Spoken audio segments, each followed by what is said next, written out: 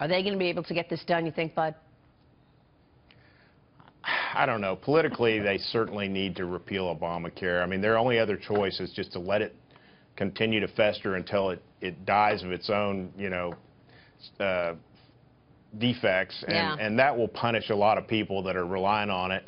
If they repeal it, they're going to face certain political consequences. The Obama administration kind of left like a truck that dumped a big load of manure on its way off the exit. Oh, I mean, it's really hard politically for them to come out on top on this because healthcare is such a complicated mess. I think they've got some good solutions, but they don't have total solutions. So passing a new bill is going to be tough, and the Republican Party's divided, on which way they want to go, whether they want to go towards expanding Medicaid. Some are trying to support that. Here in Arkansas, our governor, has come up with a pretty innovative way of administering, and it's working. Even there's some conservative voices that support that. They're tweaking the language on tax reform, Lee.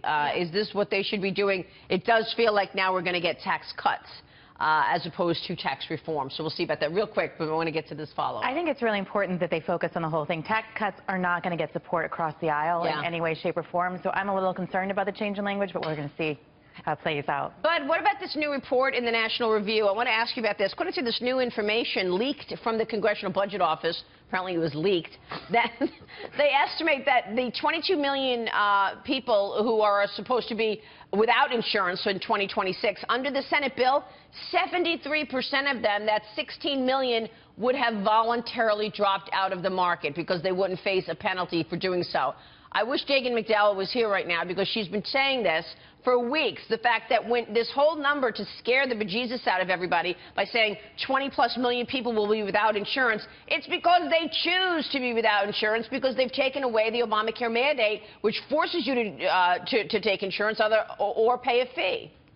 It's so dishonest. Yeah, these are the people that can call a reduction and an increase a cut. They're calling 16 million of 22 million people that'll lose their insurance are people that are going to voluntarily quit the minute the government takes the gun away from their head. So it's disingenuous, and the American people deserve better. This is so critical for working people. Healthcare is too expensive.